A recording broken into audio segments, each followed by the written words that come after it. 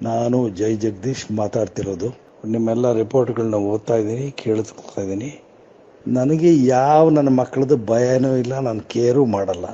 ನಿರ್ಮಾಪಕರು ದಯವಿಟ್ಟು ಭಿಕ್ಷುಕರಾಗಬೇಡಿ.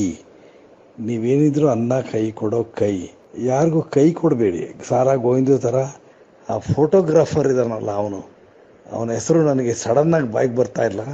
ಅವನು ಯಾವುದೋ ಚಾನಲ್ ಕೆಲಸ ಮಾಡ್ತಾ ಇದ್ದಾನೆ.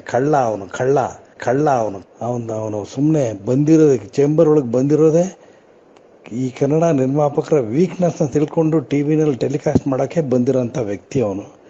ಸಾರಾ ಗೋವಿಂದ ಅವರು ಇಂಡಸ್ಟ್ರಿಗೆ ಬರಬೇಕಾದ್ರೆ ಒಬ್ಬ ಪ್ರೊಡಕ್ಷನ್ ಬಾಯ್ ಆಗಿ ಬಂದರು. ಆದರೆ ಅವ್ರಿಗೆ ಇನ್ನೂ ಆ ಪ್ರೊಡಕ್ಷನ್ ಬಾಯ್ ಆ ಒಂದು ತೊಟ್ಟಿ ಕೆಲಸ ಅಂದರೆ ದಾನದ ಅನ್ನ ತಗೋಬೇಕು, ದಾನದ್ದು ದವಸೆ ದಾನಗಳನ್ನ ತಗೋಬೇಕು ಅನ್ನೋ ಬುದ್ಧಿ ಇನ್ನೂ ಹೋಗಿಲ್ಲ. ಹಾಗಾಗಿ ಇರೋ ಅಷ್ಟೂ ಜನ ಪ್ರೊಡ್ಯೂಸರ್ಸ್ನು ಅವರು ತಮ್ಮದೇ ಆದ ಶೈಲಿ ಅಂತ ತಿಳ್ಕೊಂಡ್ಬಿಟ್ಟಿದ್ದಾರೆ. ದಯವಿಟ್ಟು ಗೋವಿಂದ ಅವರೇ, ನೀವು ಬೇಕಾದ್ರೆ ಪಡಿತರಗಳನ್ನ ತಗೊಳ್ಳಿ. ಆ ಫೋಟೋಗ್ರಾಫರ್ಗೂ ಗೊತ್ತಿಲ್ಲ ಅಂತ ನಮಗೂ ಗೊತ್ತಾಗ್ತಾ ಇದೆ. ದಯವಿಟ್ಟು ನಾವೆಲ್ಲ ಭಾಳಷ್ಟು ಜನರಿಗೆ ಅನ್ನ ಹಾಕಿದ್ದೀವಿ. ಅನ್ನ ಹಾಕದೇ ಇರೋಂಥ ಸ್ಥಿತಿ ನಮಗೆ ಬರದೇ ಇರಲಿ ಅಂತ ನಾವು ದೇವ್ರ ಹತ್ರ ಬೇಡ್ಕೋತೀವಿ. ನಿಮಗೆ ಇವತ್ತು ಆ ಸ್ಥಿತಿ ಬಂದಿರ್ಬೋದು, ನಮಗೆ ಆ ಸ್ಥಿತಿ ಬಂದಿಲ್ಲ.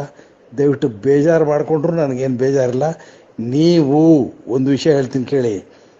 ರಾಜ್ಕುಮಾರ್ ಪಾರ್ವತಮ್ಮ ಇದ್ದಾಗ ನೀವು ಭಾಳಷ್ಟು ಜನರಿಗೆ ಎಣ್ಣೆ ನೀರು ಕೊಡಿಸಿದ್ದೀರಾ ಅಂತ ನಮಗೂ ಗೊತ್ತಿದೆ. ಇವತ್ತು ನಿಮ್ಗೆ ಯಾರೂ ಕೇರ್ ಮಾಡಲ್ಲ, ನಾನು ಕೇರ್ ಮಾಡಲ್ಲ. You are a shit.